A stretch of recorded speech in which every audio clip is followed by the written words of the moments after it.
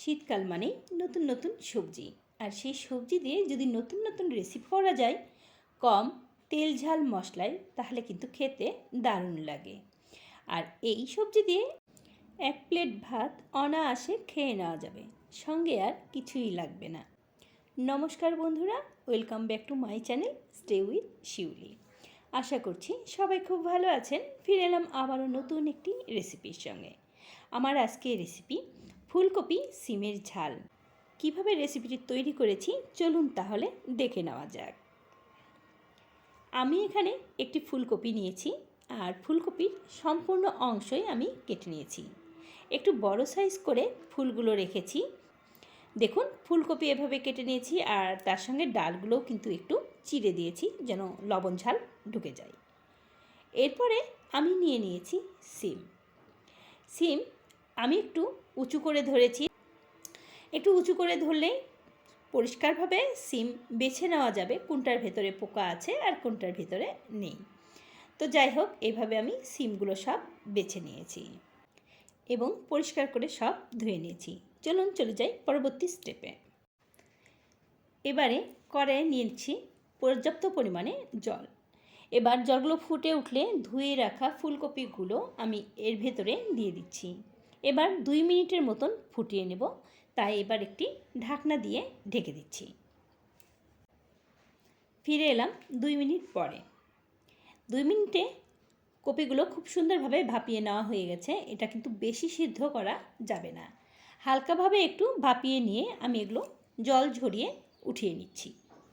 এবারে এই জলের ভেতরেই সিমগুলো আমি দিয়ে দিচ্ছি।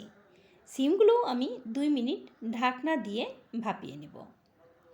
ফিরে এলাম 2 মিনিট পরে, আর সিমগুলো কিন্তু 2 মিনিটে খুব ভালোভাবে ভাপিয়ে নেওয়া হয়ে গেছে।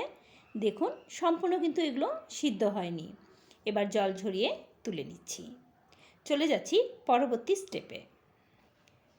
নিয়ে নিয়েছি কড়াই, আর আজকের রেসিপিটি আমি সরিষার তেলে তৈরি করব, তাই দিয়ে দিয়েছি সরিষার তেল। পরিমাণ মতন সরিষার তেল দেবেন। যেহেতু আমি আজকে নিরামিষ ঝাল রান্না করছি, একটু তেল থাকলে খেতে বেশি ভালো লাগে। তেল দিয়ে ভাপিয়ে নেওয়া জল ঝরিয়ে নেওয়া ফুলকপিগুলো আমি এখন এর ভিতরে দিয়ে দিয়েছি, আর একটু লাল লাল করে ভেজে নিয়েছি।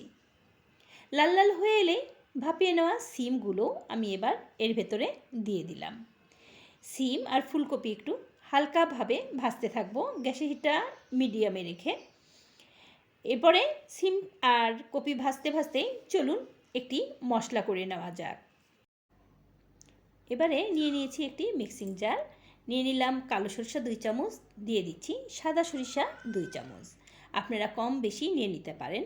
টেস্ট অনুযায়ী দিয়ে দিলাম লবণ, আর এখানে দিয়ে দিচ্ছি 4-5টা কাঁচামরিচ, আর দিয়ে দিলাম সামান্য জল। এবার ব্লেন্ড করে ফিরে এলাম। এদিকে ফুলকপি আর সিম কিন্তু খুব ভালোভাবে ভাজা হয়ে গেছে। দেখুন, তেলও কিন্তু ছেড়ে দিয়েছে। এবারে বেটে নেওয়া সরিষা আমি এর ভেতরে দিয়ে দিচ্ছি। আর একটা জিনিস বলা হয়নি, ফুলকপি আর সিমে কিন্তু এখনও আমি লবণ দিইনি। ব্লেন্ডার জারটা ধুয়ে নিয়ে এরপরে আমি এর ভেতরে জল দিয়ে দিলাম। এরপরে কষিয়ে নেব। এর ভেতরে আমি এখন দিয়ে দিচ্ছি হলুদ গুঁড়া, আর দিয়ে দেব সামান্য চিনি। যেহেতু এটা নিরামিষ আর শসা বাটার রেসিপি, তাই একটু চিনি দিয়ে দিলে খেতে টেস্ট হবে। এবার ভালো করে একটু কষিয়ে নেব। যারা ভিডিওটি দেখছো এখনও একটি লাইক দাওনি, প্লিজ লাইক দিয়ে ভিডিওটি সম্পূর্ণ দেখে ভালো লেগে থাকলে অবশ্যই চ্যানেলটি সাবস্ক্রাইব করার রিকোয়েস্ট রইল। পুরাতন বন্ধুদের অনেক অনেক ভালোবাসা আমাকে সাপোর্ট দিয়ে এগিয়ে নিয়ে যাওয়ার জন্য।